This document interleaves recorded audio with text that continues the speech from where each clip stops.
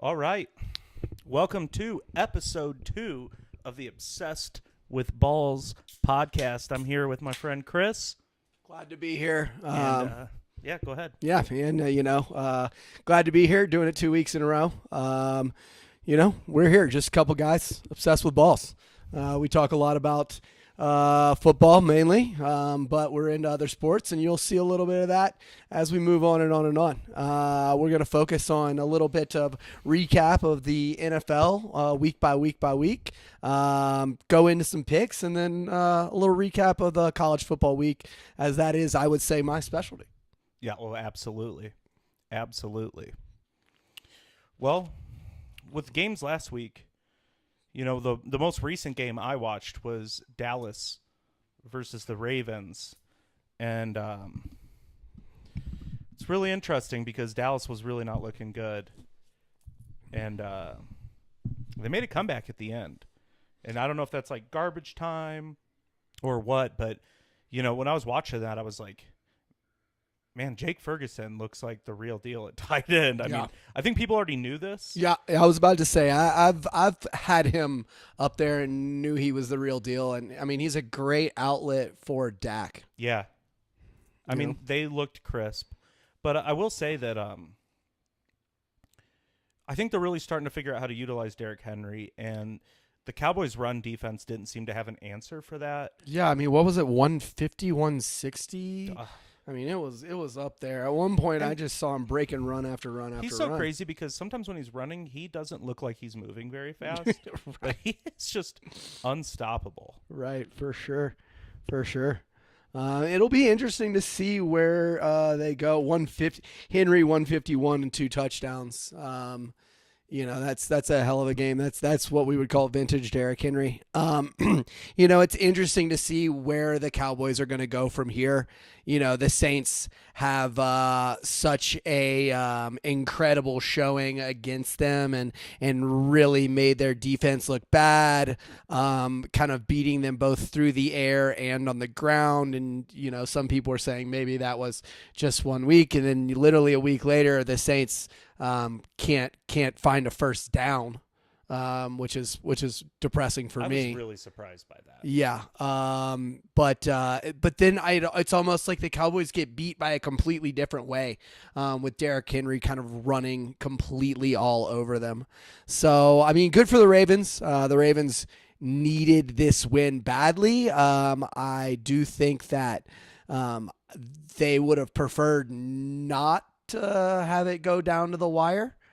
But here we are. Ravens are 1-2. Dallas is 1-2. These are teams that, everybody expected to be at the top of the division leaving the first quarter.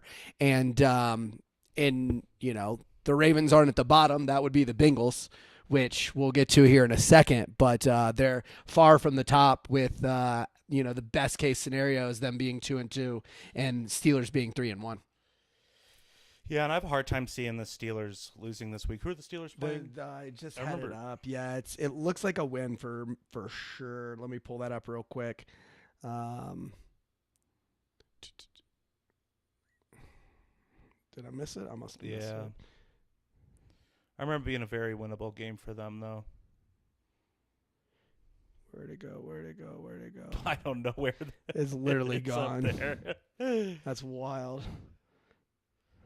Are they playing on Thursday? Is that why it's They're playing the Colts. The Colts? Yeah, they're playing the Colts. I mean, they're not losing to the Colts. I don't think so. The defense is too strong. Justin Fields is protecting the ball in a smart way. He's literally not losing the game and finding ways to make passes to open receivers. Well, and with the Steelers, and maybe that stat's changed after this past week. I haven't seen it, but I think going into this last week, Justin Fields was number 1 in allowed time to throw. Yeah, I saw that as well. Yeah, so the Steelers' offensive line is just giving him time. And if you're going to have a quarterback who might be a little bit slow to get rid of the ball, how great is it to have an offensive line that can give him that time? Because then he can operate the way he wants to operate, and it's looking really good. And, last week people were saying, well, can he really throw across the middle? When he was on the Bears, he didn't throw across the middle very well. Mm-hmm. The first 2 games of the season, he didn't throw across the middle very well. I saw him making passes across the middle this week. That's comfortability, right? You're Exactly. you're 3 weeks in, you're 2-0 for the first. I mean, like, I don't know how many. I mean, he's catching up to his total wins with the Bears Yeah. pretty quickly Pretty here. rapidly. And so yeah, I've never been a Justin Fields guy. You've known that from the time you've known me, and I hope he proves me wrong. I mean, there could like, be some LSU bias in there. there's definitely. I mean, look, I'm not an Ohio State guy, but I also just thought I didn't think he was the guy. But like, I'm never cheering against anybody really. Like, there's Yeah. not like I've grown to be very proud fans of Alabama players that go on into their college careers. I mean, sometimes it's meeting people like Mark Ingram and getting to have real conversations in New Orleans with him. But sometimes it's like, all right, like these guys are adults. They're out here making a career. I'm not here to cheer against anybody. Yeah. Well, I mean, let's talk about the Bengals because, look, Jaden Daniels is setting records. Yeah. And Have they scored on every drive for the they past 2 games? 2 games in a row scored on every drive. He's the only quarterback. I don't know if he's the only quarterback in history, but I saw this stat line that the Peyton Manning, Drew Brees, Tom Brady, and someone else all only ever have one game in a season of scoring on every single drive, and he did it twice. But not only did it twice, he did it 2 weeks in a row. And at the end of the day, like, Jaden Daniels is efficient. He was efficient at LSU. They basically, what I was saying was going to happen a couple weeks ago is you're going to have to stop running a 2 safety shell because he's going to cook you running the ball. Yeah. And then he's going to beat you over the top. And I mean, the 2 deep balls he threw to Scary Terry, were wild. I mean, they were pretty.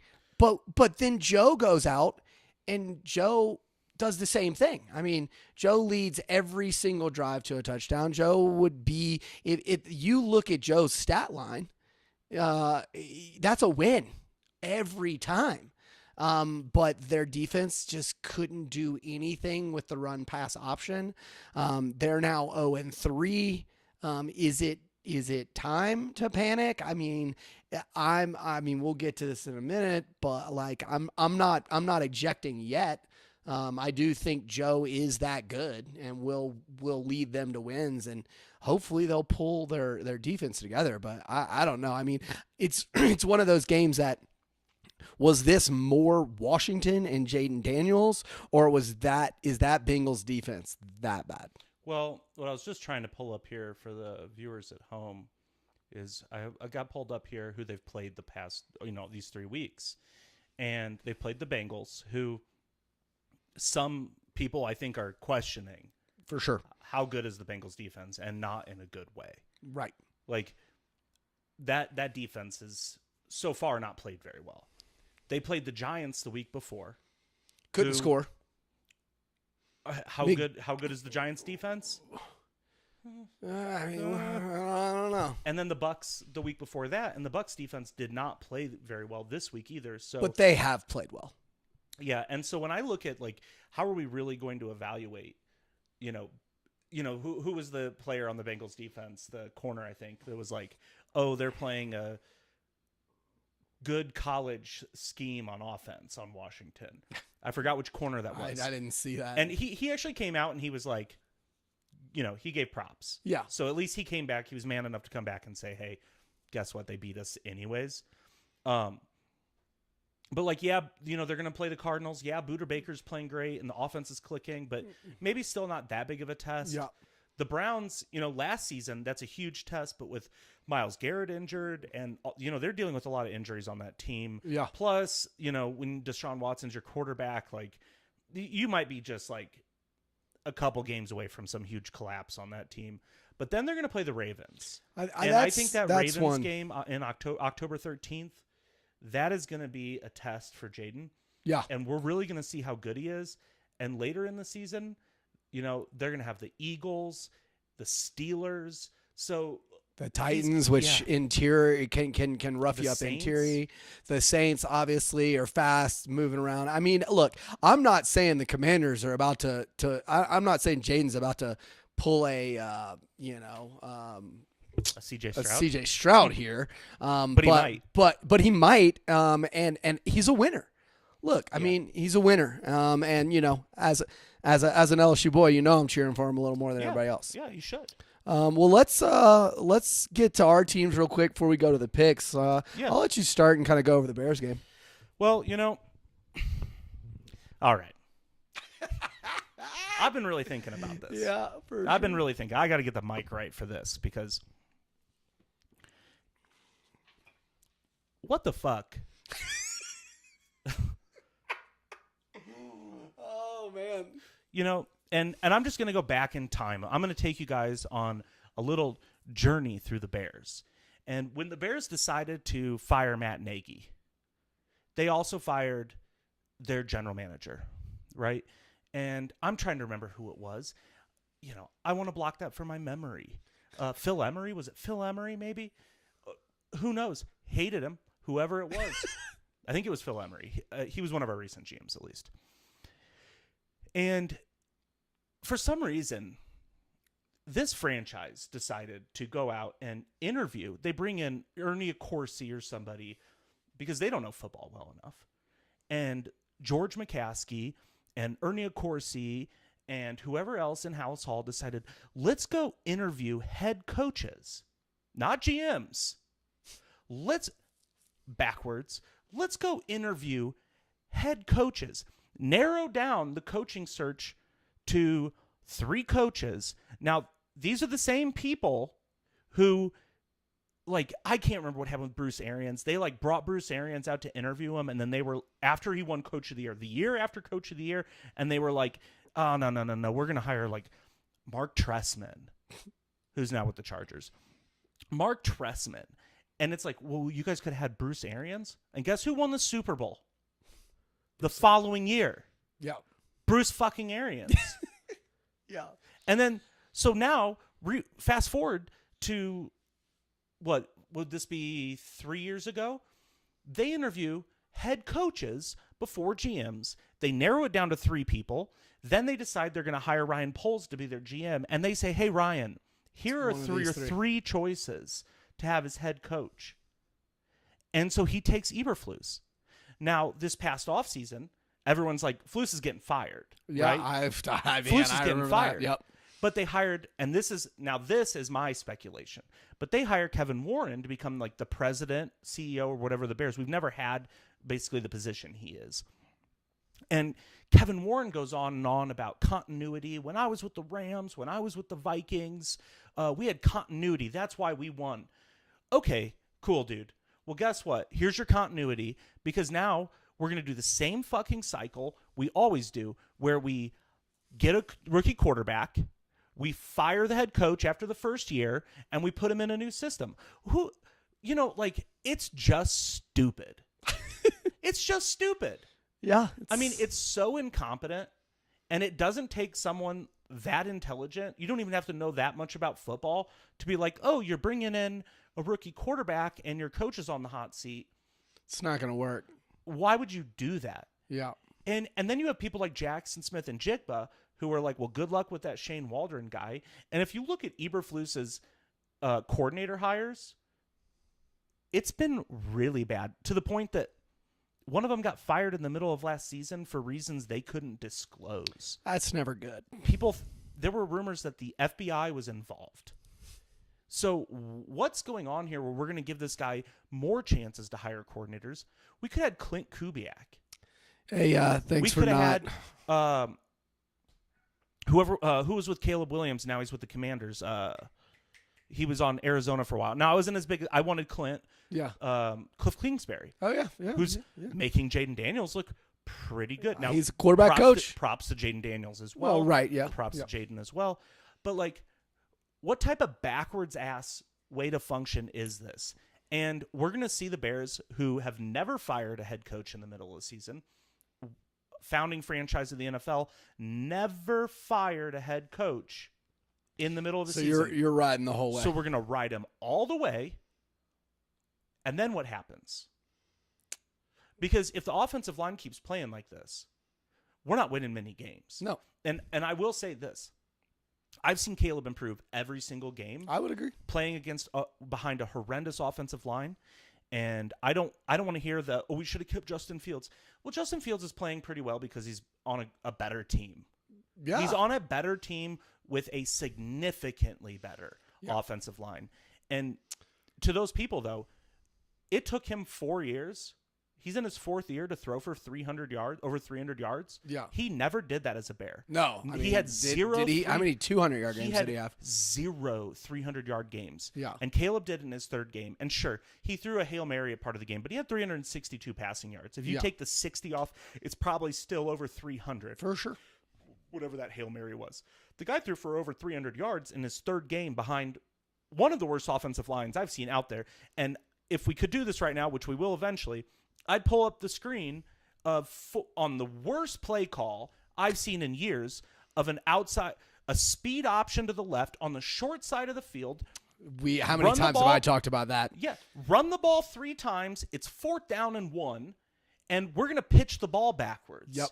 Fucking stupid. Yep. And if you watch a picture of this here, let me. Well, I don't know if I have it here for you, Chris. Let me see if I can pull this up. Chicago Bears falling over. Let's see. Let's just see if I type falling over. If this, yeah, here we go. Look at all these players. 4 offensive linemen. This guy falls over too. Face forward. Yeah. 4 offensive linemen on this speed option. And all they just on the ground. They fall over. They fall over. And what's really crazy to me, and Bears fans aren't really talking about this much, we hired Shane Waldron because he wanted to have the same offensive line, the outside zone scheme, as our offensive line coach, Chris Morgan. Well, Chris Morgan got promoted to run game coordinator. Now, what's the worst thing on the Bears right now? The run game. The run game and the offensive line. Yeah. So you're telling me we hired Shane Waldron because of this shit offensive line coach? It's not good. This is bad. Yeah. This is not leading to somewhere good. And I just hope Caleb doesn't get hurt. Yeah. And I hope the Bears make a good decision at the end of this season and bring in an offensive head coach. I don't care if it's Ben Johnson. I was about to say I don't care if it's John Gruden. I do care if it's John Gruden. Let's keep John Gruden out of Chicago. I don't even know. He's an offensive head coach, right? I don't know. He's like a quarterback defensive. school. He's a defensive guy that does the quarterback school. But he's a defensive. Let's guy. keep him out of. We can keep Matt Eberflus. We don't need fucking John Gruden in here. Like, let's keep him out. That's fine. But jeez, I'll stop with the Bears. Yeah. But well, it sounds like it's ugly. This is kind of what I expected a little bit from the conversations we were having during the game via message. So I mean, they had multiple chances. I will say Caleb made a lot of good plays. I'll say Caleb made some pretty bad throws as well. But no, those deep shots for sure. He also finally hit one. He did hit one. He did hit one. Pretty. He hit one, and he made You bring up the offensive line. He made a lot of bad decisions because of the pressure he's under, and sometimes he's making throws too quick because he doesn't trust, I think, is what's going on. Well, I'm not going to go as deep into the Saints so we can kind of get into the pick. It's a tough loss. The defense was out of control. I mean, Tyrann Mathieu, Honey Badger, takes what he wants. I mean, he just I think the text message I sent you in the 3rd quarter at one point when he just massively breaks up a pass was Tyrann Mathieu's good at football. He's been that way for a long time. I loved watching him in college. Yeah, me and you both. Number 7 in the purple and gold. But yeah, it's a tough loss. You got to win that game. Your offense is done too much things. I wish without Taysom in the game, I would have saw a little bit more Jamal Williams on some of the heavy run. Some wrinkle that in. Didn't get to see that. David Carr definitely he's gotta Derek? be a little bit better. Derek. What did I say? David. Derek Carr's got to be a little bit better. You can't have the 2 games that you just had and then, not be able to find somebody. Also, lack of Shaheed plays that weren't deep ball. We see 4, 5 plays in games 1 and games 2 to Shaheed that aren't deep balls to get him involved in the game. 0 from my count against the Eagles. Not having Taysom, losing your center in the first drive of the game, losing another offensive lineman. I think one of the guards later in the game. That's it's going to be hard to win. Yep. But at the end of the day, look, the defense is going to put us in a lot of games. I think Clint Kubiak is a phenomenal offensive coordinator, and he's going to put us in a situation to come back and win. So I didn't love what I saw, but I'm not. We're not fire and brimstone yet. No. I think the only, other than injuries, my only main concern for the Saints offense is once you start getting film out. Not that there's no film on Clint's offense, but now he has more control. Yeah, and teams are going to start watching film and start watching the Saints' tendencies. And so we don't know if week 3 was a film study or if it was just them playing a really tough defense. For sure. And I mean, look, you talked about the whole Georgia club at the Eagles. The Georgia club showed the fuck up. Yep, but did you see Jalen Carter on the sidelines yelling at the fans? I did. But, I mean, did he also destroy the offensive line every single play of the game? Well, I've always said they're going to be good. Yeah. I just think there's going to be a collapse. I'm not weird power struggle and weird stuff's going to happen. The Georgia street racing team's going to get out on the streets of Philadelphia. Someone's going to get arrested. Yeah. Hopefully no one gets injured or killed. Yeah. But with NFL players, you just never know. Yeah. And look, I don't think the Eagles showed me anything that says that they're about to go on a run either. Well, I don't know. It's pending injury. If Saquon keeps doing Saquon things, they're gonna be in every game. But I said this last week, they're gonna be in every game. I said this was going to be a tough game. I think I got the Saints, but this is going to be a close game, and it was going to be a 4-quarter game. And I think that's where they're going to be. I just don't know if they've got it to give them wins in those 4-quarter games. I don't know if they're the Vikings from 2 years ago, That's fair. Should we make some picks here? Let's make some picks. Yeah, rolling in. I'll pull some picks up right here. Yeah, so, 11 o'clock hour, rocking and rolling right away. Well, we have the Thursday night game. Excuse me. Yep. Thursday night, Cowboys Tomorrow. Off a short week, playing the Giants. Yep. The Giants finally figured out that if they give the ball to Malik Neighbors on every play of the game, they have a chance to win. Because is he open on every play of the game? I'm pretty sure that no one can guard him. At one point, they're going to have to double team him, which in theory will open up somebody else. Saying all that, I said this last week, and I'm going to say it again. The Cowboys have too much talent to go to the Giants that really, at the end of the day, don't. They've got some dogs on the D-line. Kayvon Thibodeau is an absolute monster. They've got some great defensive backs, but I do think that the Cowboys are able to kind of pull it together, especially with that 19-point fourth quarter. Kind of gives them the ability to really get things rocking and rolling again. Well, as I was talking about earlier with the film study and everything that teams do, I think we are getting closer to that point in the season where some of those early hot teams start getting figured out. We're going to see a shift. Week 4 is about when teams start sorting some stuff out. For sure. And we start seeing the cream rise to the top, if you will. I don't think the Giants are the cream. I don't know. I'm not saying it that way.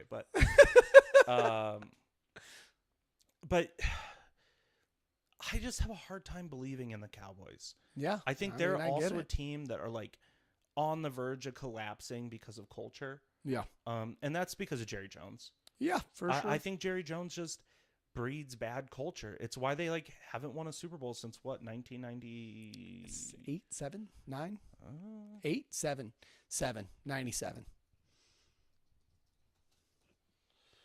1995. Oh. So, something's going on there. Just like with the Bears, they haven't won a Super Bowl since 1985. Yep. The 86 Super Bowl, right? And that's before we were born. And that's like when the McCaskies took over the team. I think in 1987. And look what happened. Not to go back on the Bears, but the last head coach that George Halas hired, Mike Ditka, won a Super Bowl. And the McCaskies haven't hired a Super Bowl winning quarterback or coach. They almost won one. I mean, no one was beating Peyton that year.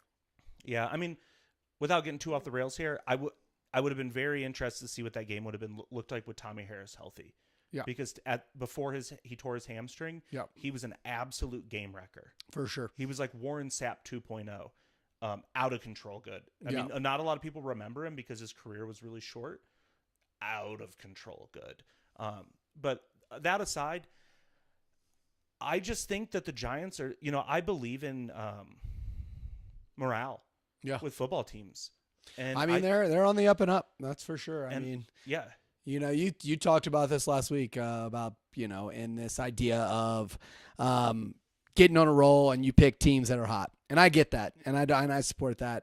But I mean, look, spreads at -5, excuse me. And that's in New York. I mean, obviously they're picking off talent. The Vegas sees a little bit of talent, but we'll see. We'll see. So you going with the Giants? Yeah, Brian Daboll took over play calling. Yeah. And now they're getting the ball to Malik. Yeah. And Brian Daboll was a damn good coach in Buffalo. Yeah, for sure. I think you could give Brian Daboll credit for Josh Allen. Yeah. Who what a dog, what a baller. So Josh Allen for MVP. Is going to win the MVP. He should. It's his turn. I mean, it's only week 3, but I'm all right. I gotta do. You're taking thoughts out of my mind here. Josh Allen's going to win the MVP. Yeah, for sure. I said this to somebody the other day, and they thought I was crazy, and I was like, I think at this point in their careers, Josh Allen is better than Patrick Mahomes. Yeah, I mean, it's that whole better. What's the definition of better? Who wins more, or who's better at the position? Well, I think in the end he might end up winning more. We'll see. I don't know. Pat Mahomes, if you actually look at his stats out of the past, 10 games or whatever, not very good. No, I agree. But Pat Mahomes keeps finding his way to Super Bowls. Yeah. I wonder who's helping him. Yeah. Well, let's go into the next game. We kind of talked about this a little bit already with the Bengals and Panthers. And, look, the homer in me is picking the Bengals. But saying that, look, Sam Darnold's a good quarterback. Sam Darnold? No. Oh, no. Andy Dalton. Andy Dalton, excuse me. Sorry. Andy Dalton, I knew I was wrong. Andy Dalton's a good quarterback. He had a great run at the Bengals for a second. He didn't play horrible for the Bears. No, he played good for the Saints. People were just can we please see Justin Fields? Yeah, played good. He played good for the Cowboys. Point to me somewhere. He's a good teammate. Point to me. Matters. Yeah, for sure. Point to me somewhere where that matters. Saying that, I think this was a shotgun right into a shot of steroids right into the thigh, and that doesn't last forever. The Bengals offense is the real deal. They still got it. The Panthers defense is not as good as they played on Sunday, and the Raiders offense is not. It's not the Bengals. It's not the Bengals. At least offense. Not at this moment. I think the Panthers are going to play better with Andy Dalton in the game from the rest of the season. I think they're going to have chances to win, but I do. Once again, maybe it's the homer aside, but I am going to take the Bengals here. And how far out are we from seeing? Is his name Brooks, the Panthers rookie running back? Jonathan Brooks. How far out are we from seeing Jonathan Brooks? Does anybody know? I have no idea. It says he's going to miss the first 4 games of the season. So yeah, so we probably have one more. Yeah, so he's definitely missing this one. Yeah. Yeah, so we'll see. I mean, that's an interesting. Obviously that's going to help as well. But yeah, I mean, we'll see. We'll see. I think if the Bengals keep, if the Panthers. the Panthers are going to keep improving. They're. They did just lose Adam Thielen. But how good is Adam Thielen? Adam Thielen's a great wide receiver. He's got a legendary career, but as I said, I'm going with the Bengals. The offense is high powered and it's not going to go away. And Jamar and Joe are obviously in tune. T's back. Look, T's paying for money. Yeah. At the end of the day, he's like, all right, well, maybe I'm not getting it from Cincinnati, but I'm getting it from somebody, and if I'm going to play, I'm going to ball. And maybe he was hurt. Maybe that's why he wasn't playing and it wasn't a money thing. Yeah, you make really good points. You make me want to pick the Bengals, but I think the Panthers are a different team with Andy Dalton. I think they were a joke because of Bryce Young. Wow. And so what a bad. So I'm taking the Panthers. Yeah. Is Bryce Young on the level of Jamarcus? What are the odds here? What are the odds? Yeah, I can pull that up real quick. Is Bryce Young on the level of Jamarcus? Well, they're bad for different reasons. No, I get it, but are we when we're talking about worst number ones? Is he in that stratosphere?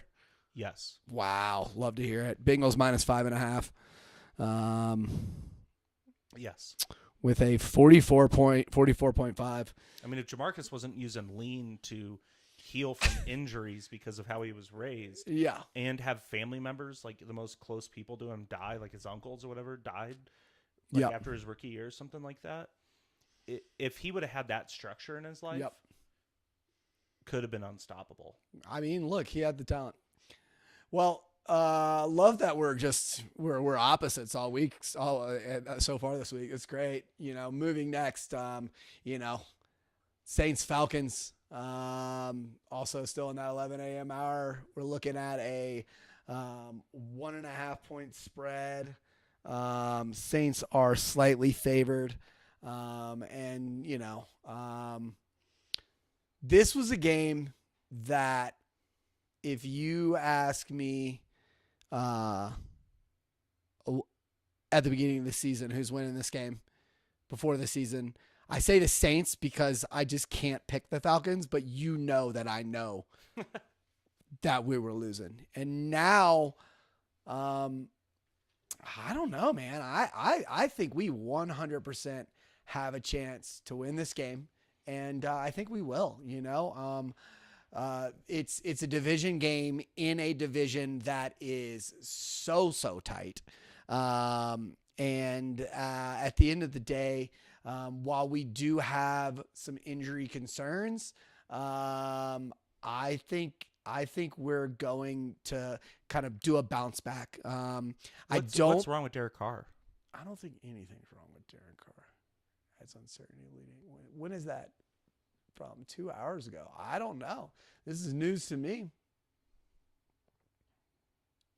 He hurt the groin. Groin injury. Probably from that celebration he did. Yeah, that was pretty sexy though, right? That was pretty sexy though, right? Come on. Look, if he fully participated in practice. Yeah, I'm not worried about that. And what's up with Kamara? It's probably just list him because he's a little bruised up, a little beat up. Look, if injuries aside, we're gonna kind of pull those up. I think we got a chance. It's a division game. Anything goes. Kirk Cousins finally looked a little bit better. They got weapons, but our defense is built to beat teams like Atlanta. That's true. We struggle with, and honestly saying that, we did a really good job of keeping Hurts kind of from not letting him beat us with his feet, which is usually the issue. That's our issue. Yeah. I don't think the the Falcons have the same defensive line ability. And at the end of the day, if Olave, Shaheed, Kamara, and Falston Moreau are all running routes, somebody's going to be open. If you're not getting to Derek Carr within 1.8 seconds. So obviously I'm going to the Saints, but this one's a tough one for me because like prior to this past week, I would have went with the Saints.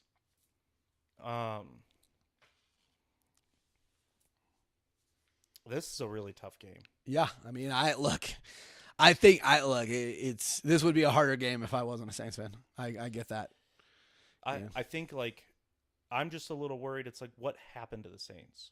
Look, I think, and I get that, but look, I mean, we can talk about that. I mean, what happened to the Buccaneers? What happened to like this week was But why do you think it was a struggle on offense? Because I think their defensive line is that good. Okay. I think their defensive line is that good. Yeah. And I don't see defensive lines that look like the Eagles' defensive line up and down the NFL. Yeah. That's my thought. That's tough. It's a tough game.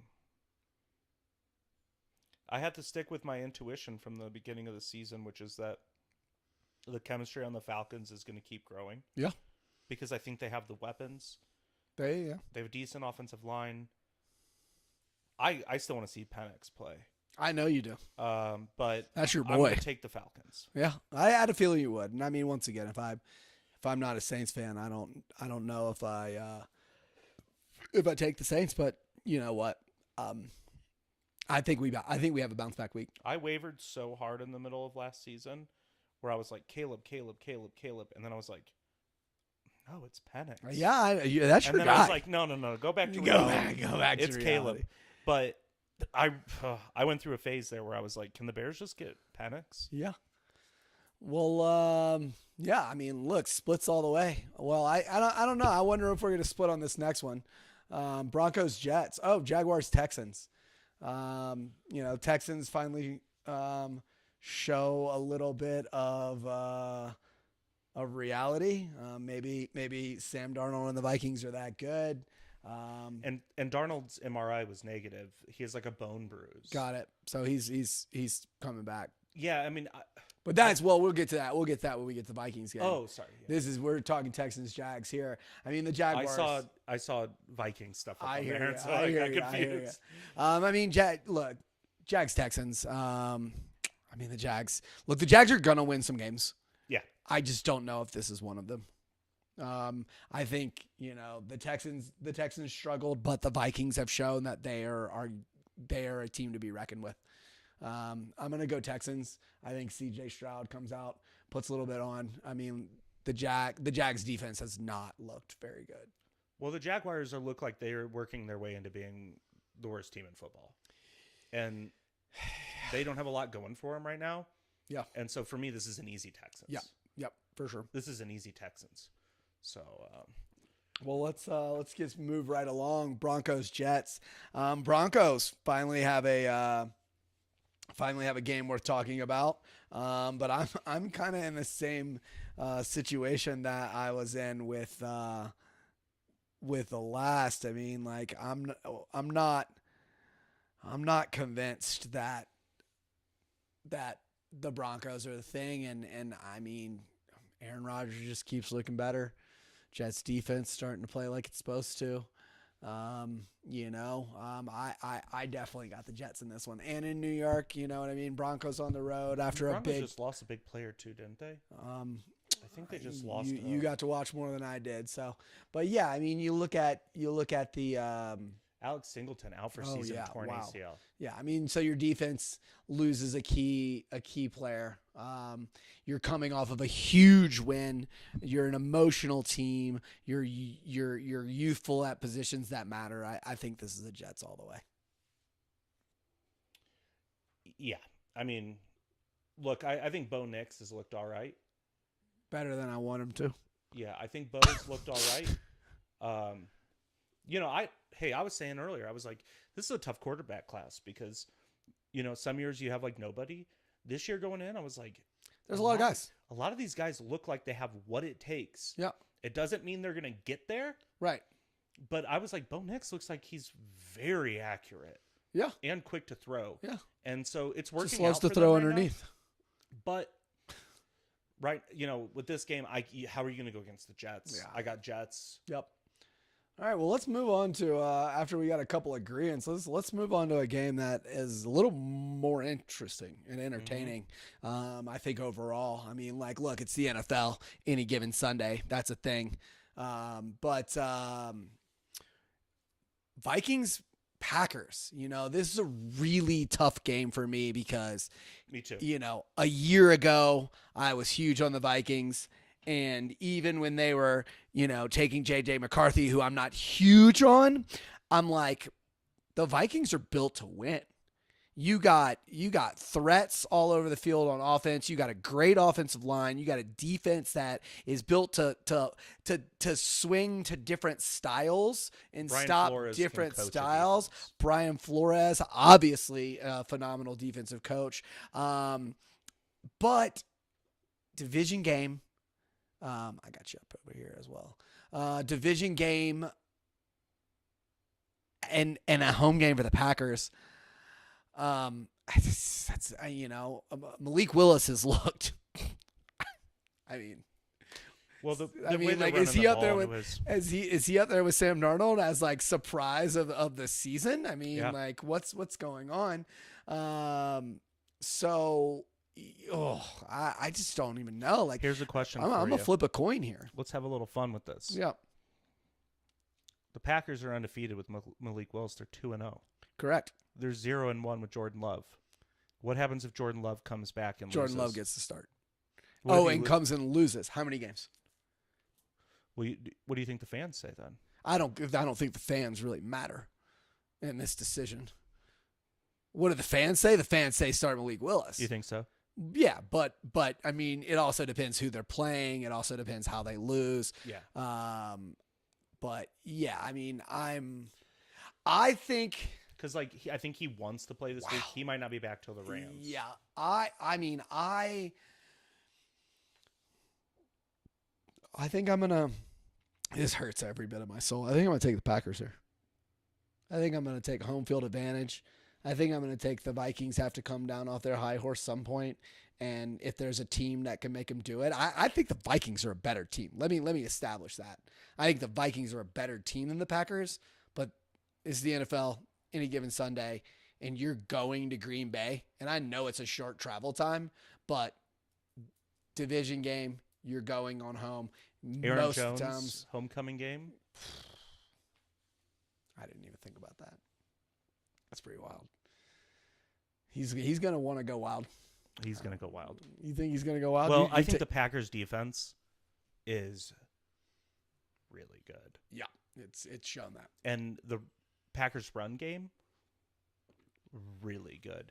But now you're looking up against a defense that is just as good. Yeah. And an offense that maybe isn't has quite the running game, but has the best wide receiver in the NFL on it. It's wild. Who's playing lights out right now. Yeah, I mean, how much is Sam Darnold being like, man, this makes my life so much easier when I can throw to a dude like Justin Jefferson. How well is Jair going to be able to cover? Because you assume there's going to be, whether they're playing zone, whether they're playing man, they're going to have Jair all over Justin. Oh, for sure. I mean, I think you're a zone and one in this situation. Yeah. I'm taking the Vikings. Yeah, I knew you were. I like. Hey, next week's gonna be fun. I think next week we need to really talk about who is an idiot and who was right. Because yeah, I mean, maybe one of us is. Maybe both of us are. Yeah. All right. Well, it's look, hard to pick against the Packers right now. It's hard to pick against the Packers right now, and at the end of the day, like, you're playing at home. I get it. I want to pick the Vikings. I think the Vikings are a better team. I hate the Packers. But also remember, it's a divisional game. Those divisional games are crazy. Yeah, I think think study so much more film. Yep. And who I mean, if the Saints weren't playing at this hour, and I will be somehow finding a way to watch two games at once anyway, even though I'm on a wedding weekend. this game would be the only thing I'd be caring about watching. Well, moving along, Steelers at Colts. I think we've touched on this.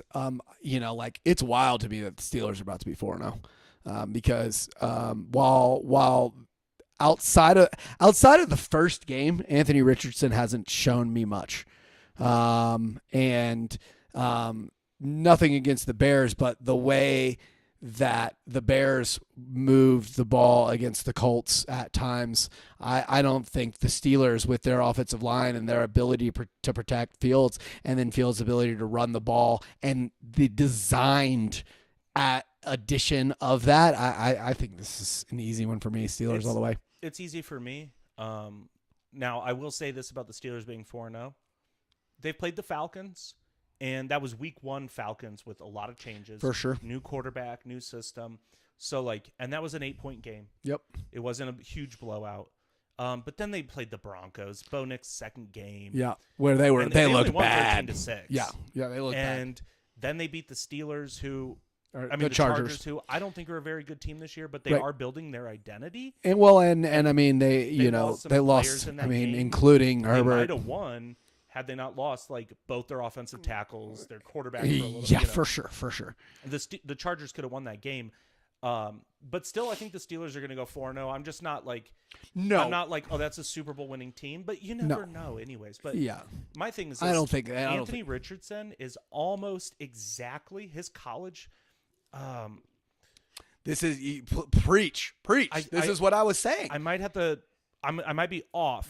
What's his completion percentage right now? In college, 52, which is what he was in college. In college, it was 52 or 54.7. Yeah, I think it was 54.7. And in the pros right now, he's 54.8. It's basically identical. You knew what you were about to get. And last week against the Bears, he had some really routine throws that were just way off the mark. Yep. And so for me, if you're going to be way off the mark, and you're going to complete 50% of your passes, get ready to have a horrible day against the Steelers. Oh, yeah. It's nice. Get ready to get destroyed. It's because not going to be good. You have to play smart football to beat the Steelers. You can't, their defense is that good. Yeah.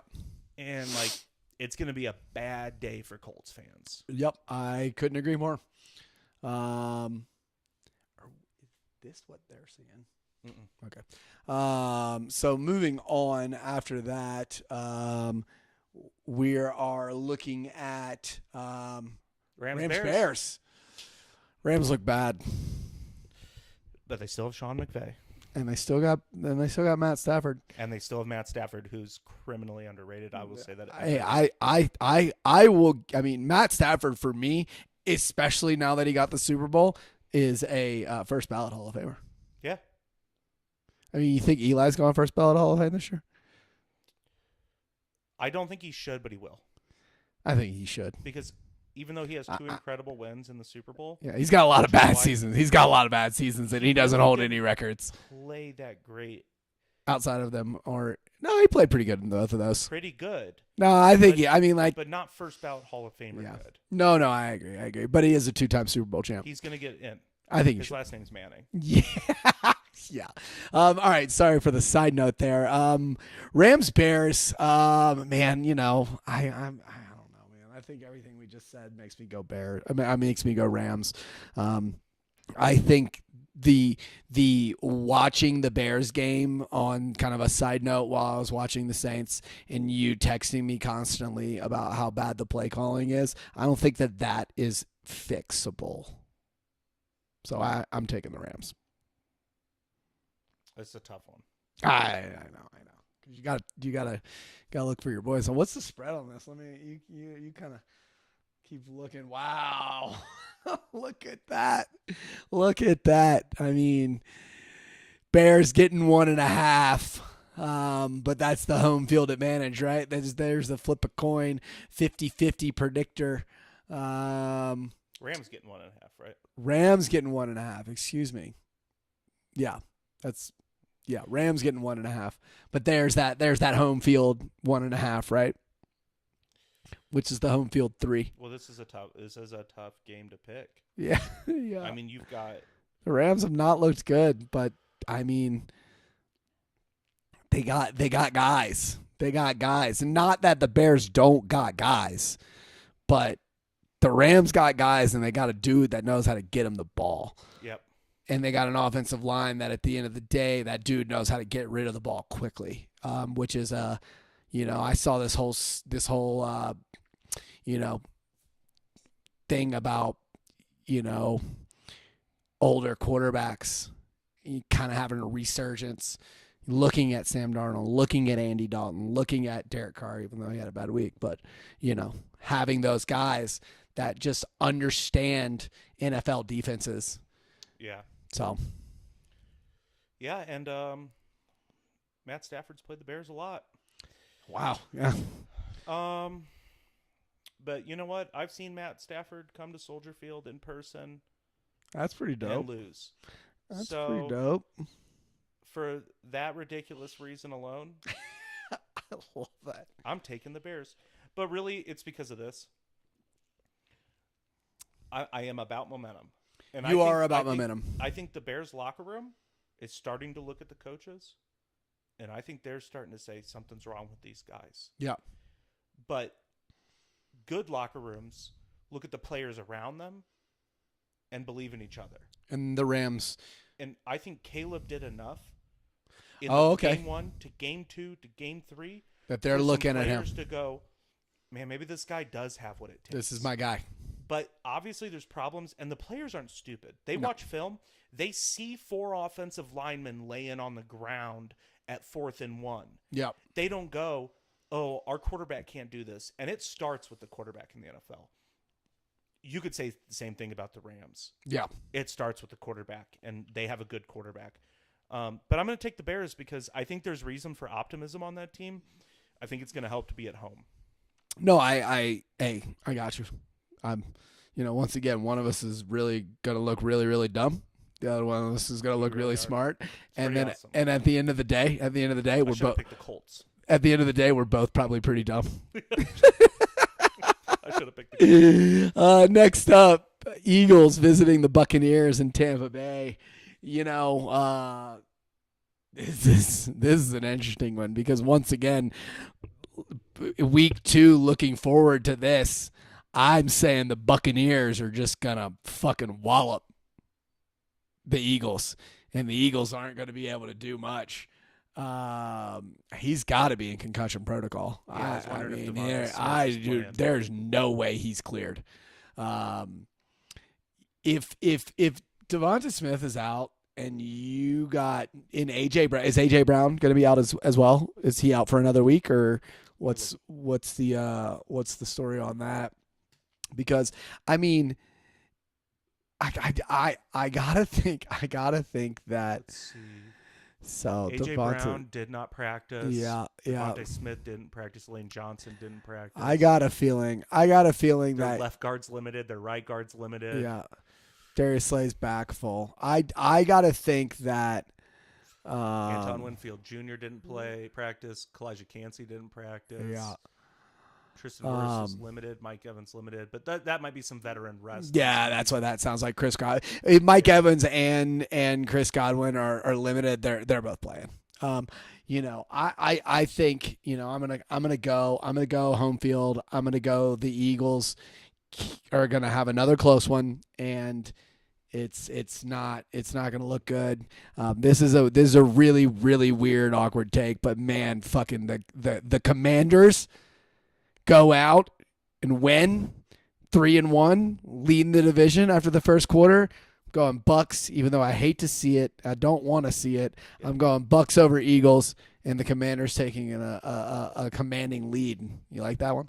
Of the NFC East. Well, I don't think it matters that Devonta Smith's not playing, because I think Saquon Barkley running behind that offensive line. Lane Johnson was out, and he still went off. Yeah. I just think that run game right now is maybe the Packers. The Ravens. The Ravens, the Packers, and the Eagles. Yeah, they're best 3 run games in the league for sure. And so I have to go with the Eagles because they can just hand it off to Saquon, and Saquon's going to find a way to get yards. He's incredible. If you don't have the ability to take the top off, Saquon is not going to be able to do that. And I think that was proven in New York, and Dallas Goedert was able to do it late in the game.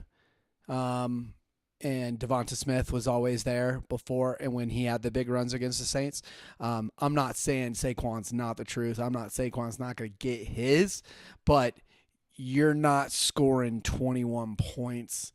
I don't think the Bucs have the same struggle. I think that they come back. Obviously, we're differing opinions here, but I get where you're going, but I don't think that Saquon's going to be able to do it 2 weeks in a row with the entire shoulder of the team on his back. I mean, Dallas Goedert, you like if you guard Dallas Goedert for one play, the Saints win that game, and the Eagles are 1-2, and Saquon is compiling stats, and they're not getting wins, and we've seen that before. The points are 44.5.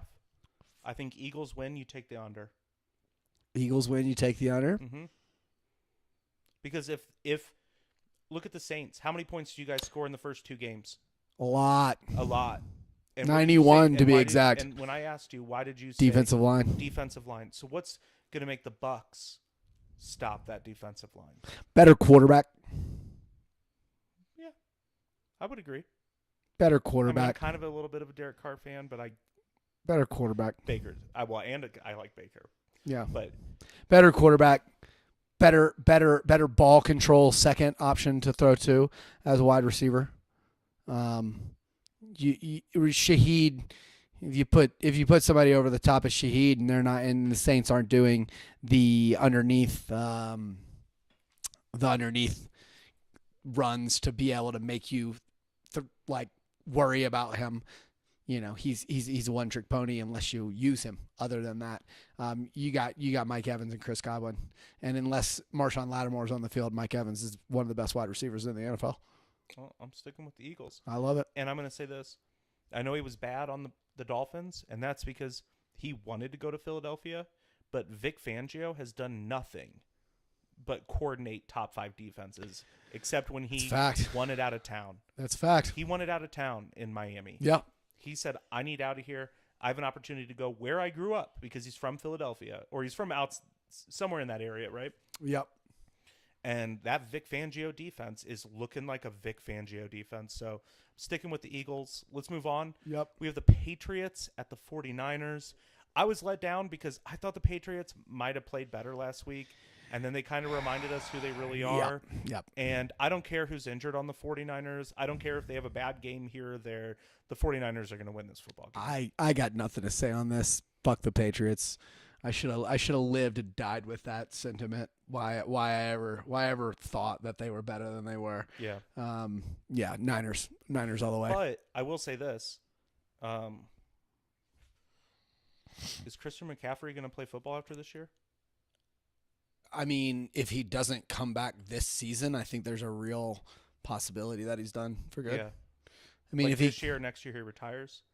Yeah, I mean, if he comes back and has a healthy end of the season and he's feeling really good, and the Niners make another run at it but don't win it, I could see him coming back. He's in Germany having his Achilles tendon looked at. Yeah, but that's, I mean...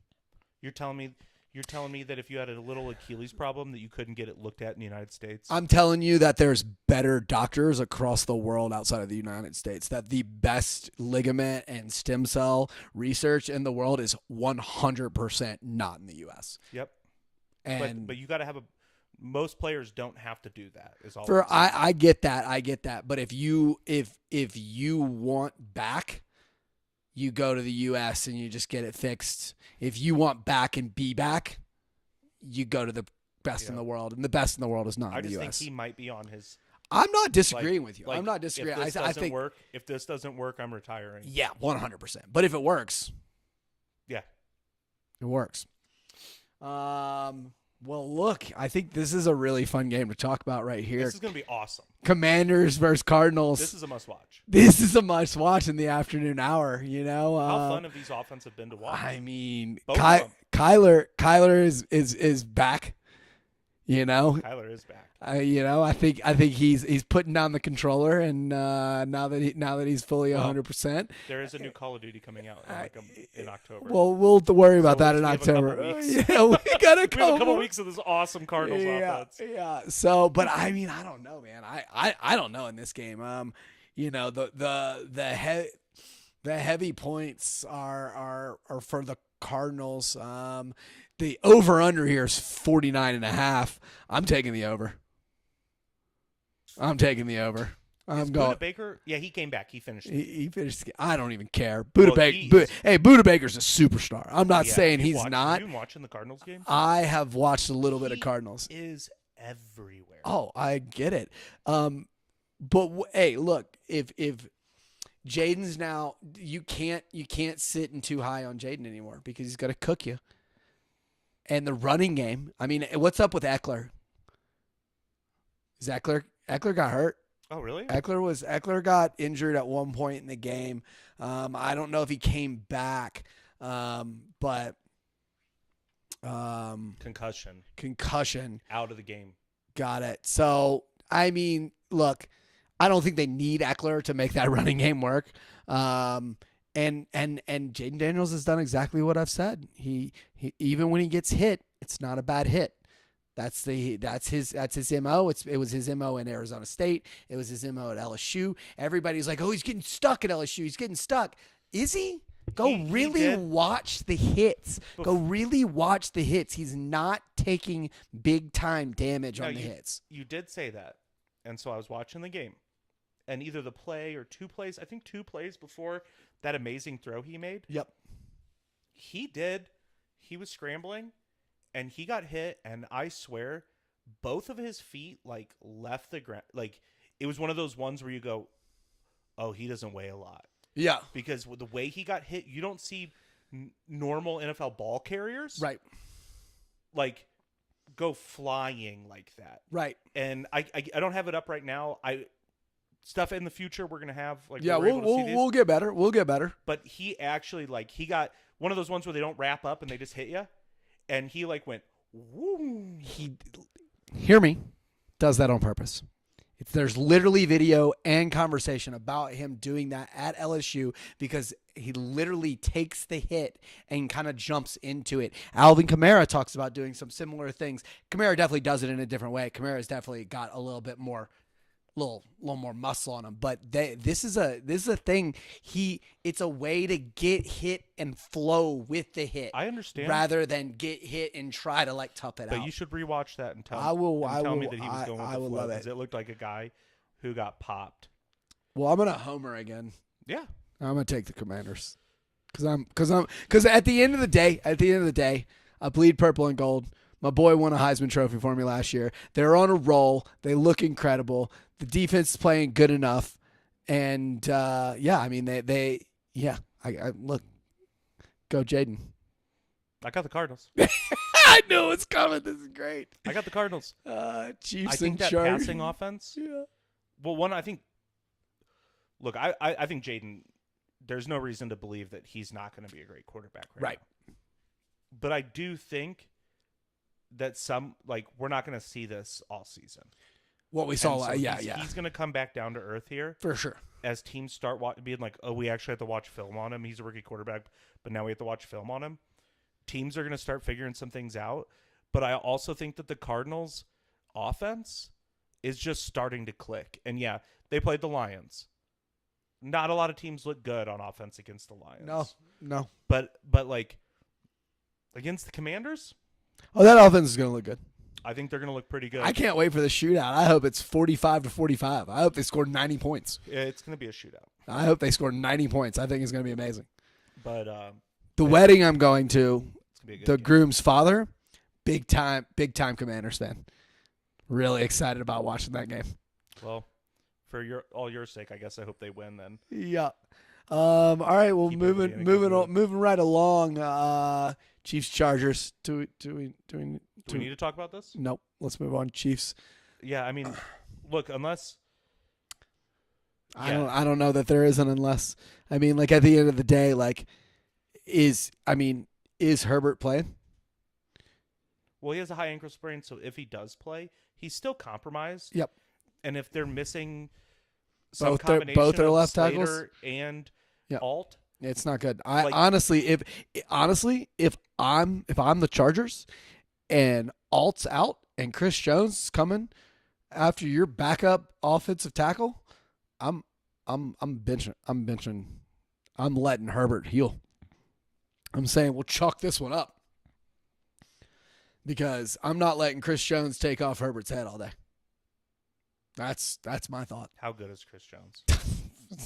It's so stupid, isn't it? I mean, good. Hey, Chris Jones is good at football. You know, I mean, he's one of those dudes. You know, like there's just guys when you watch him on the field, like like hey, that guy's good at football. I don't know what else to say about it. He's just different. Browns Raiders. I don't know. I'm just not even. I don't care about this game. I don't think the Browns are doing anything real. I think the Raiders went out and lost to what we thought could possibly been the worst team in the league. Yeah, what Antonio Pierce said. No, I did. Oh, some guys were making Business business decisions. I saw a whole Twitter feed, like a whole thing about Twitter went and searched out and found out who was making business decisions. Really? Number 18, the cornerback. Can't remember his name. So do you think that fires the team up? Or do you think that makes the team be like, we don't like our head coach? Do they cut number 18? I don't know. If they don't cut number 18, it doesn't work. If they cut number 18, it works like a fucking. You can't It always works. just cut players. I know. I'm just saying, like that doesn't work if this guy stays on the team, though. You could put him in the doghouse. That's what teams do. I mean, like You can't pay a guy to go sit. No, on I the know, bench. I know. But like, what I'm like, that's what You I'm. could go collect 2 NFL contracts. Right. You're giving him. You collected an NFL contract when there's literal video evidence on that random dudes on Twitter are just blowing you up for taking 10 different plays off during the game. Teams kept letting Antonio Cromartie play for him. Antonio Cromartie was arguably one of the best cover corners in the league when he wanted to be. This guy is not Antonio Cromartie. And he also just moved out of the way so somebody could score during a Super Bowl. Not Super Bowl. That was a AFC championship. Was that game. AFC championship? Yeah, I don't know what's going on that team. Oh, Devontae Adams backed it though. You know what? I like it. I wish the Bears had head coaches that had balls sometimes and were willing to say, hey, you know what? You are a problem. Yeah. And so I'm going to go Raiders.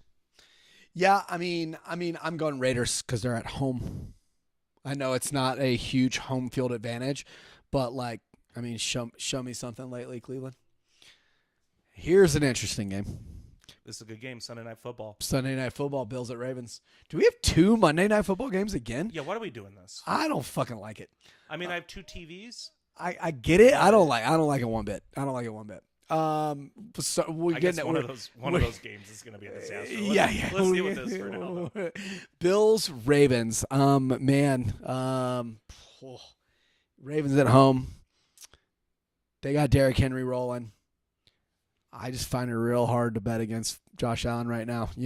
I remember when we had our preseason picks, I wasn't down on Josh Allen. I was down on the Bills' ability to do something without Josh Allen, without weapons around Josh Allen. And Josh Allen, as we both undoubtedly confirmed 3 weeks into the season, I think he is a healthy season away from his first MVP. I'm not saying they're going to win the Super Bowl. I think it takes more than an MVP season from a quarterback to win the Super Bowl. But show me a guy who wants it more than Josh Allen. That's what I'm saying. Show me a guy in the NFL that wants it more than Josh Allen does. And then maybe I'll pick somebody else. Jameis Winston. I love that fucking dude. That's my guy. Talk about a guy that I fucking hated in college and was so anti everything. Goes from Florida State looking like a fucking jabroni, then goes to Buccaneers and I have to play him and I'm like, this guy's a fucking tool. And then he comes to the Saints and I'm his fucking biggest fan. And put the guy in. Bench Deshaun. I love him. Bench Deshaun. He needs to be put playing. in Jameis. Yeah, I agree. He needs to be playing. I agree. That's a great point, but I'm taking Bills for that reason and that reason only. Can we see the odds on that? Yeah, I'd love to. Taking Bills for that reason. Well, I think this is going to be a great game too. But as I said earlier, I think we're seeing what they're giving the Ravens 2.5 -2.5 for the Ravens, which is wild when you look at the ESPN matchup predictor that says we got Bills winning, but Vegas is taking. I trust Vegas more. I do trust Vegas because they've got inside sources. They are looking for any bit of information. Oh, for sure. Derrick Henry. Hey, well, I think something to look at is who the Bills had to play. Look, they played the Jaguars, destroyed them. Played the Dolphins. Dolphins got a good run game. Well, and they didn't lose Tua until later in that game. Right. Dolphins got a good run game, and then let the Cardinals score 28 on them, but I mean, are winning by 7. It'll be interesting. I mean, this is definitely a. I mean, and look at that Cardinals game. Look, week 1's always weird. Week 1, but the Bills also, like the first 2 weeks, I think they really focused on the run. Last week they went and they just started throwing the ball around. Yep. Look, the Ravens, I had as like a preseason Super Bowl winner. 100% you did. But I've got the Bills in this game because Josh Allen is playing MVP football. MVP football. I couldn't agree more. And the team is playing MVP football around him. Yeah, I think I think you see guys rising. We talk about what do great players do. They make their players around him rise to the top, and I think that's what's going on in Buffalo right now. Love to hear that we agree on a tough one because I feel like that's the first one all night. No, it's not the first one we agreed on. It's not the first one we agreed on. It's the first tough one we agreed on. That might be the third game we agreed on. Yeah, it's fourth. Yeah, I think we have 4 that we agree on. Texans, Titans, Dolphins. What a bummer because the Dolphins should be having an amazing season right now. And the Titans, if Will Levis wasn't playing like a total idiot right now, and I'm not saying he can't turn it around. I don't want to insult the guy because like he didn't start all last season, so he's still kind of in a rookie year in some capacity. Yeah. But their defensive line is looking so good. Their defense looks good. Like they have so many big names on that team. T'Vondre Sweat looks good. DeAndre Hopkins keeps making plays. DeAndre Hopkins is back. But here's the thing. Tua's out. Skylar Thompson's out, I think. So who's playing quarterback? Who? Huntley, they traded for. Oh, Huntley? Who I think is actually pretty decent. I think he kind of fits it. Honestly, I think he fits their system really well. Yeah, and I think he's going to play better than Skylar Thompson because he's a better quarterback. Yeah. But God, this is tough. This is tough. It's bad. It's bad. Wow. You see the spread on this one? Yeah. Well, that's because Titans minus a half point on the road. You taking the points? I hate doing this again because I keep being wrong. And I think the Dolphins, if Huntley has learned the playbook decently, but I'm going with the Titans. Wow. Because the Dolphins apparently now Tua was running and put his head down. Yeah. But the Dolphins are having a hard time protecting their quarterback. For sure. And I think the Titans' defensive line is one of the better defensive lines in football. So I think they might take that game over, and I'm going with the Titans. I'm going with the Dolphins. I think that outside of the interior defensive line, the Titans' defense has a lot of weakness. And they keep finding themselves giving up giving up 30 to the Packers, giving up 24 to the Jets. And once again, that Jets game, that was before Aaron Rodgers really looked any good. Or was it because the Titans defense actually plays good football? No, I mean I get that, but once again, Aaron Rodgers took a huge step in week.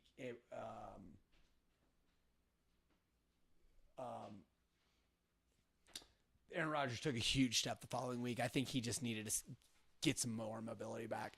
And then you gave up 30 to the Packers, which, like, I mean, look, Malik Willis is playing really good football, and he's throwing a lot better ball than I ever saw him throw in college or last year.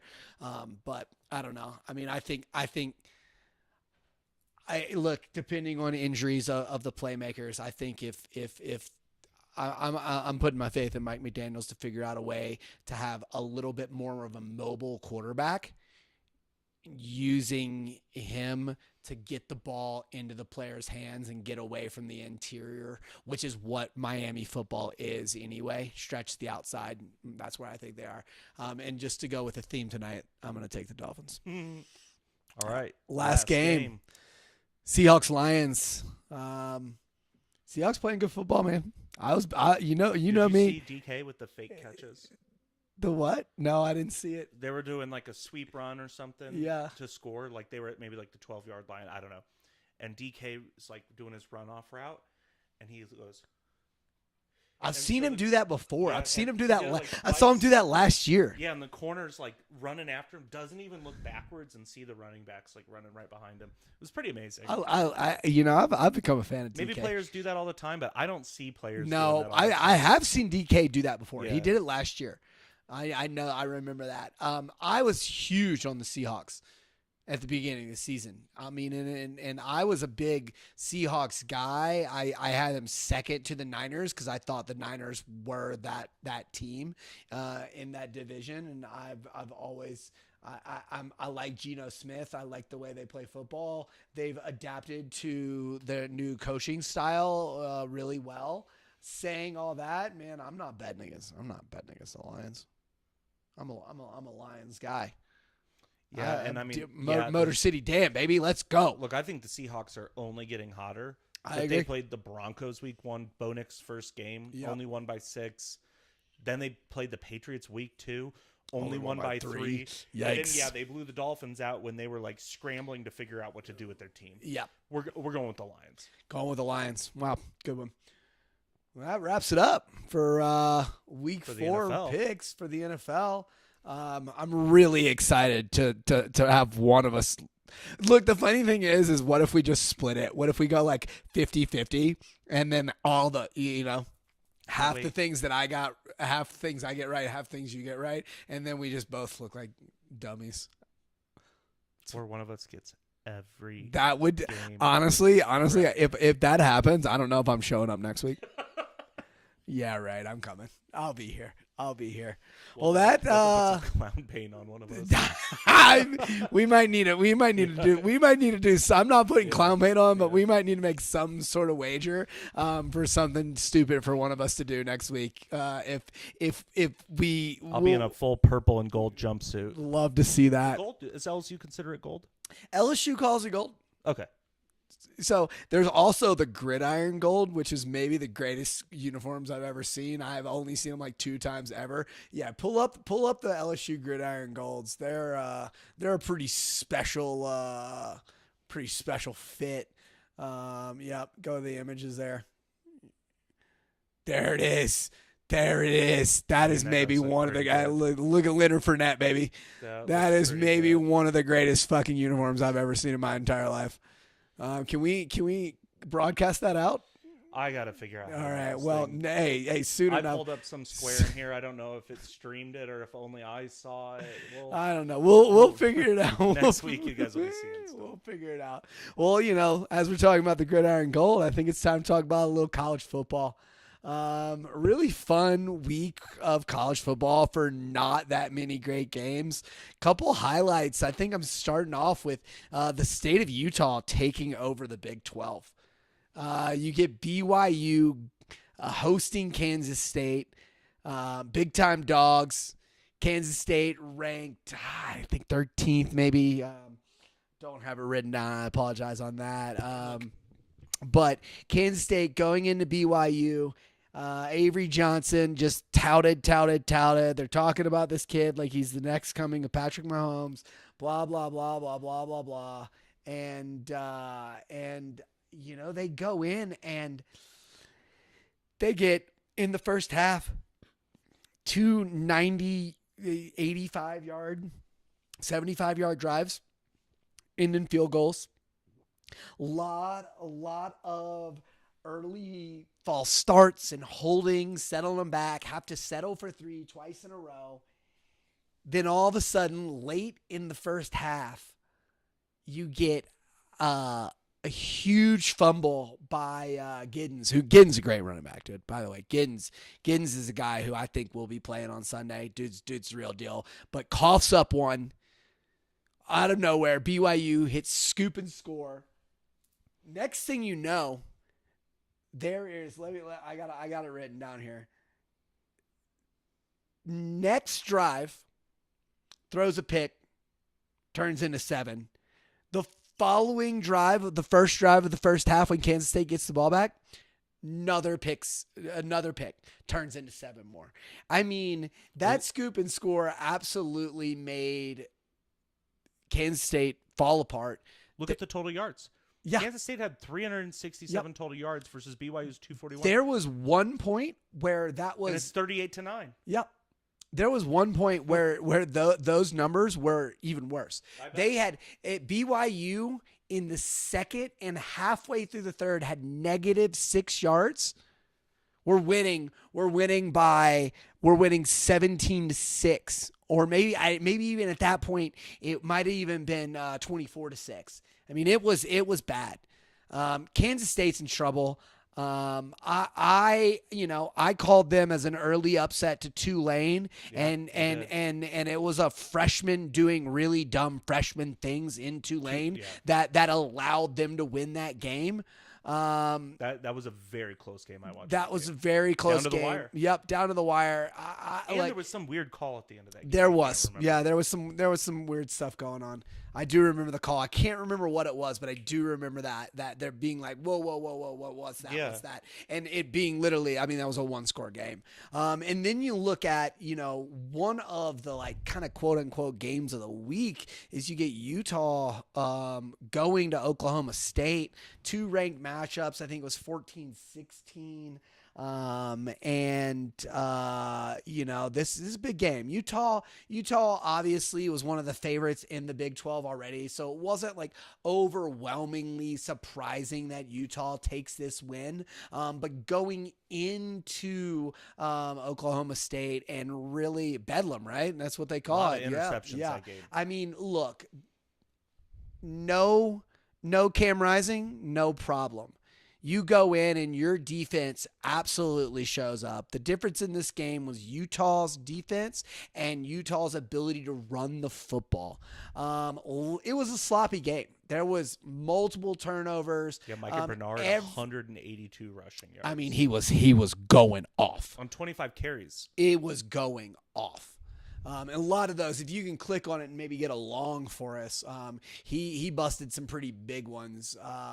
But Ollie Gordon, I mean, only 42 yards. If you're Oklahoma State, you got to figure a way to get that guy the ball more. He's playing on Sundays. And then, they're not going to give it to us on this? That sucks. But yeah, I mean, look, at the end of the day, every time OSU made a play, Utah's defense snapped back and made a play. The game is not as close as the score happens to be. Yeah. Now you got Utah and BYU sitting atop the Big 12. Both Utah a year ago, BYU this year, maybe those are flip-flopped. So we had a 62-yard run this there week. It is. He had a 64-yard run last week. Dude's the real deal. But so now you get these 2 Utah teams sitting atop the conference. And what does Kansas State and Oklahoma have to do? They got to go play this weekend in Kansas State. He's averaging 6.9 yards a carry this season. That's wild. Those are good numbers, people. Those are good numbers, people. Yeah. So Utah's dominating. I think Utah continues to win. I am excited to keep my eyes on BYU for the rest of the season. Yeah. I think that they'll be a team that I'm not saying that they're going to go undefeated in the Big 12. I mean, I hope that they have to play Utah. I'm pretty sure that rivalry is renewed. What do they call it? The whole Battle of the Holy Ground. November 9th. November 9th. That is going to be a good game to watch. Hopefully BYU is able to kind of keep this momentum going. But I think more importantly is what's going to happen this weekend with Oklahoma State and going to Kansas State. This is definitely one of my games to watch. We'll get to it in a minute. But I kind of got Oklahoma State winning. They look like a more composed football team. Avery Johnson's got lots of talent, but doesn't really look like he's the real deal. So that'll be a fun one to watch. I think, secondly, Michigan shows up in a big way. The conversation last week was I thought USC would take it, but Michigan need to show that they belong. Yes. They did that. Yes. Now, is what Michigan did sustainable? If you can pull up the stats of this game for me real quick, I think Michigan threw for a total of 54 yards. 32 yards, excuse me. They've replaced their quarterback since the Texas loss, gone with Alex Orji, who gives them more of a dual threat situation, which benefits their running as a whole. Mullings and Edwards both went off. It really upsets me that LSU couldn't dominate USC on the ground, because maybe we would have won that game and we'd be looking at a different season right now. But at one point, though, after Michigan's defense absolutely dominated in the beginning, and USC's defense played really well also, the ballers, the athletes at USC showed up. I will say, even compared to the Tennessee-Oklahoma game, the defenses in this game, wow. I mean, there was a speed, a size, an aggression, a hit ratio that I did not see in any game that I put eyes on this weekend. Both these defenses are real deal. USC's got playmakers all over the field. I don't think they're done for the season. I think that this is going to be a really fun Big Ten thing to watch throughout as you look at what happens with Michigan, what happens with Penn State, which we'll get to later, what happens with USC, Ohio State. You still got Illinois and Nebraska, who might be able to make some noise. The Big Ten, I think, is a little more intriguing with the additions of some of these other players. So Michigan just shows up in a huge way. The fact that USC came all the way back, took the lead, and then Mullings said no, drops a 60-yarder and is able to somehow, then they're able to pound it in the last second. A lot of turnovers late in this game as well. But only one interception. Only one interception, but a lot of fumbles. Yeah. A lot of fumbles late in this game. Next up, I think after that, we're going to go to, my home, and this is the SEC. And, I think at the end of the day, I think the headline for the SEC this week is going to be Tennessee's back, and Mizzou's still got a lot to prove. Tennessee goes in to Norman and is able to, honestly, even though the game was a close score, kind of control the whole game. Tennessee's defensive line is nasty. They're fast. They're big. I do worry about their quarterback. Nico, big time last name, can't say it all. Iamaleava? That sounds as good as anything. I've never heard anyone say his name. Yeah. You're bigger in the college football than I am. I mean, I've heard it said. I just can't say it. He's got great numbers. He throws a good ball. He's really quick on his feet. He makes quick and smart decisions. Stares down a lot of wide receivers. Yeah. I think that's the only thing that worries me about Tennessee when I compare them to Texas, Alabama, Georgia. in the SEC right now, but I do think that they've walked through the door and they are back. This is the Tennessee that we saw win a national championship. This is the Tennessee that was expected to be around for a long time and has kind of gone into a remission. And I think that they're back, and that was a hell of a game to watch. And I think Tennessee is going to be able to find themselves in a great thing. You pull up the Tennessee schedule for me real quick, but while I go on to Missouri, let me get back to it. Tennessee got rolling. Go into Arkansas, Florida. I think that they win both those games without a question. I don't think it's going to be a lot of things. Florida. Arkansas is going to be a tougher game. I think it's going to be a tougher game. They're going to have to go into Arkansas. Arkansas is a well-built team that isn't putting it all together. I do say though that the only thing that they got to worry about is looking ahead to Alabama. Yeah. Absolutely. But that's going to be must-watch football on October 19th. As far as Missouri goes, Vandy is much improved. They are a long shot away from what they've used to be. They went and picked the University of New Mexico and all their greatest players. This kid Pavi was the what conference is I'm sorry, I'm missing the conference. I think they might be in the Mountain West. It's either they're either in the Mountain West or Conference USA. But basically, long story short, Pavi was the conference player of the year. They went and got him. Their defense, Conference USA, there it is. Conference USA Player of the Year. Their defense is much improved. They brought some other guys that played on that team with him.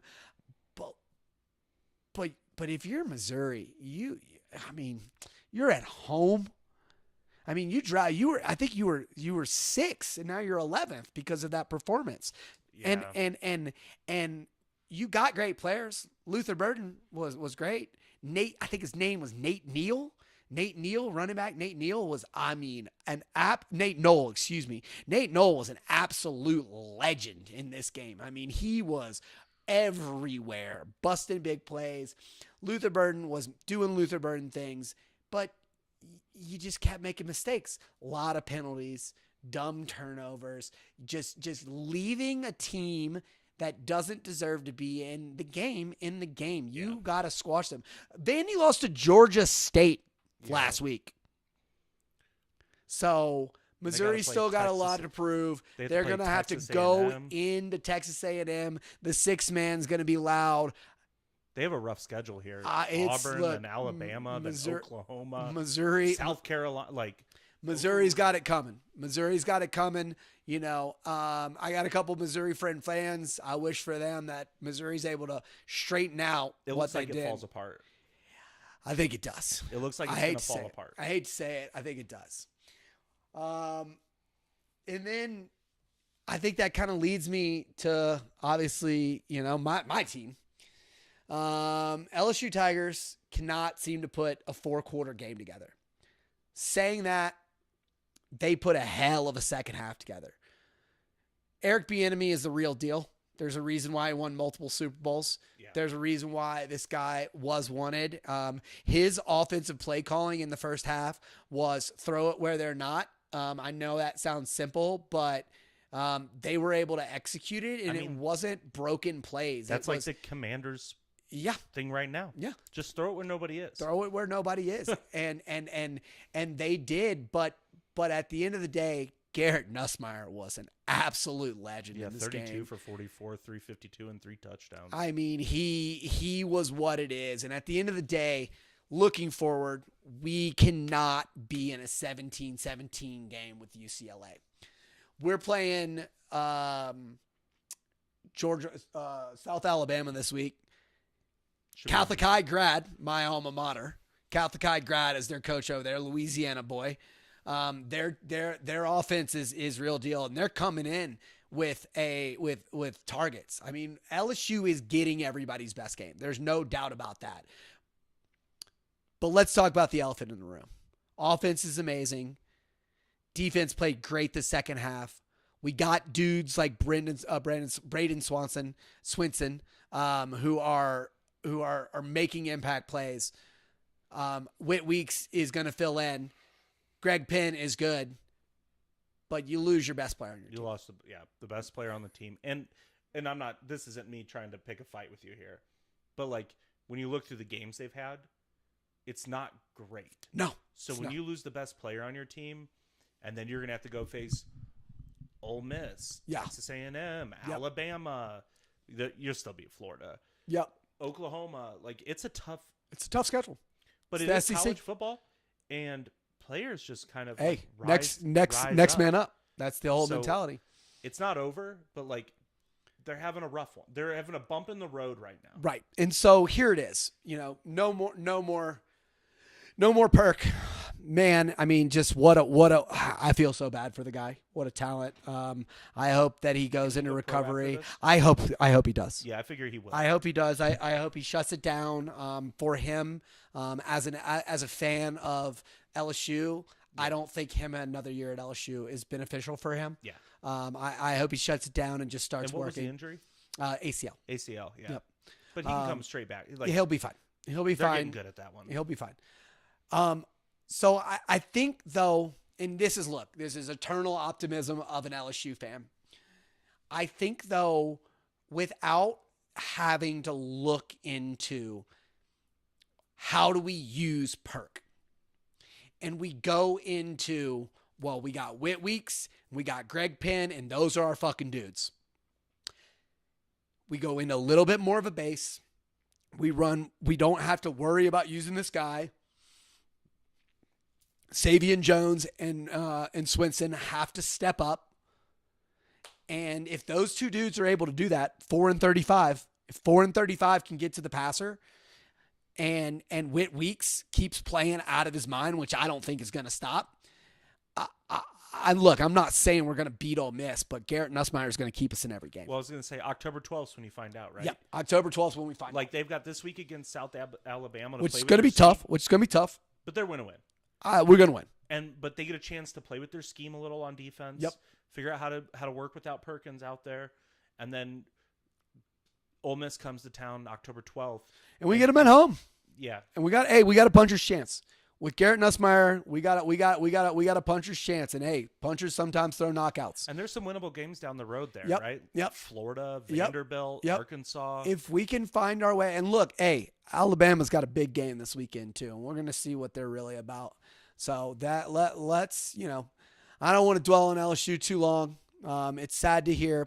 I've been a huge Perk fan since day one. He was making noise. He was learning how to play multiple positions all at once. His coverage ability is better than anyone thinks it is. His pass rushing ability doesn't matter that he's undersized. He's that dude, and I wish him the best. Moving on into I guess what we're looking forward to this weekend in college football. Yeah. So kind of in my personal opinion, a little bit better of a weekend on paper than this past weekend. Game of the week, no brainer here, dude. No, Georgia, no Alabama. Brainer. Georgia goes to Alabama. Alabama has not played anybody, and they are getting ranked. They've lost a lot of talent.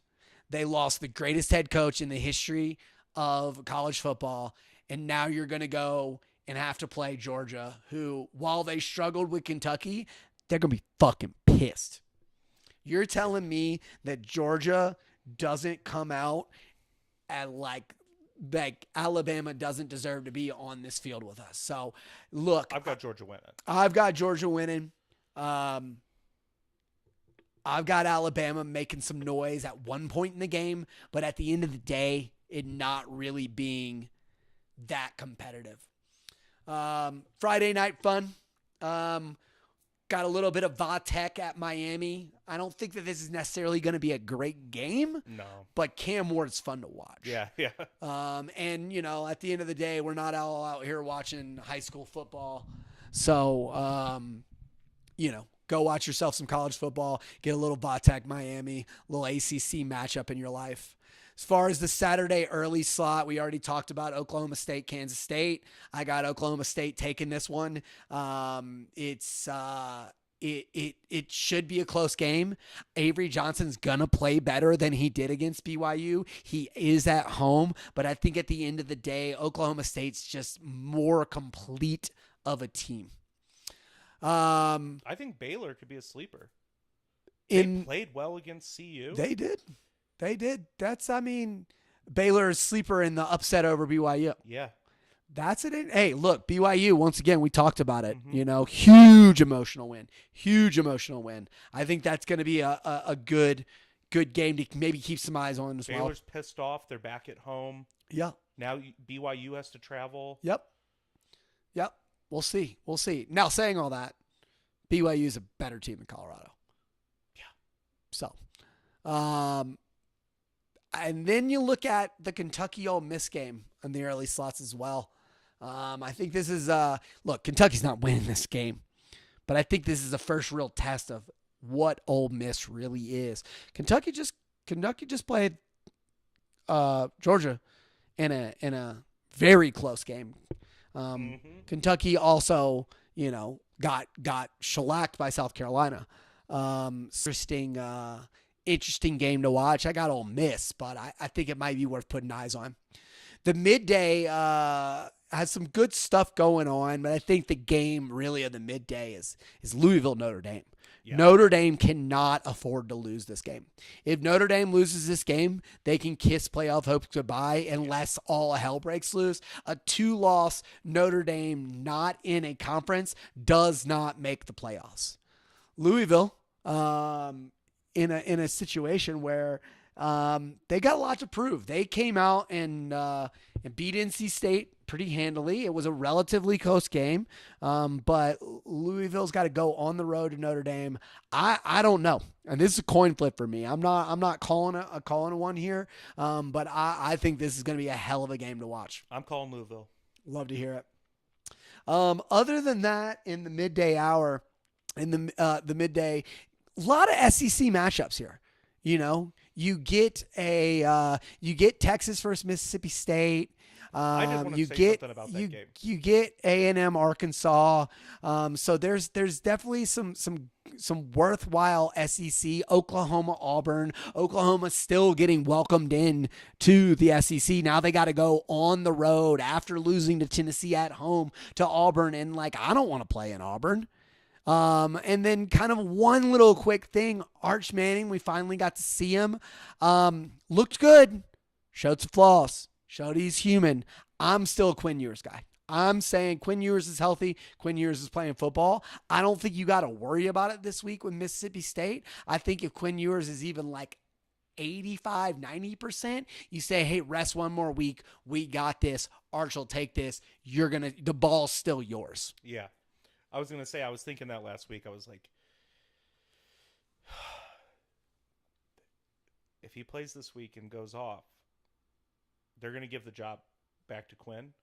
But if Quinn comes in and falters, I still think there's a chance he takes that job this But he season. Doesn't go off. He throws 2 interceptions, throws 2 touchdowns against a very, very bad ULM, University of Louisiana Monroe team. Look, Arch is the guy. Arch is the dude. He ain't taking over Quinn Ewers. Quinn Ewers can still win the Heisman, even though he's going to miss 2 games this season. Yeah, that's true. And then, as we've already touched on, Georgia, Alabama in the evening slot, game of the week. But Penn State, Illinois. Yep. Big time Big Ten matchup. Penn State's got real big hopes. They're still undefeated. They better pull it together because Illinois is coming in hot. And they're ready to fight. So that'll be a fun one. I do got Penn State at home over Illinois, but Illinois in the game. I know you do. You're an Illinois boy.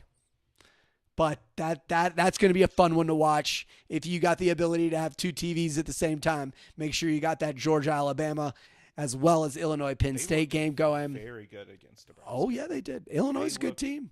Illinois better than I thought. Better than I thought. My eyes will definitely be on the LSU game. With other things, but got to see what we can do. And I think that kind of wraps it up for the week. I mean, maybe even Oregon, UCLA. The late night, if Yeah. you're up late, Oregon, could- UCLA. I think Oregon wins that game handily. I think UCLA can only bring out that level of punches so many times in a That's row. fair. Yeah. They're You not. don't They're. think they can repeat. I don't think that they Okay. can do what they did at LSU and then go do it again, especially getting shut out in the second half. Okay. Yeah. I mean, that's a good point. Yep.